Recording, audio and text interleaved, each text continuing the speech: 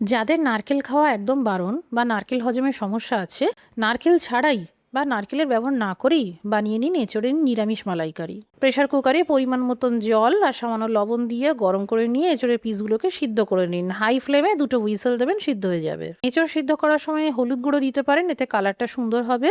এদিকে কড়াইতে সর্ষের তেল গরম করে এঁচোড়ের পিসগুলোকে ভেজে নিন। ফোড়নে গোটা জিরে, শুকনো লঙ্কা, তেজপাতা, গোটা এলাচ, লবঙ্গ, দারচিনি সামান্য ভেজে নিন।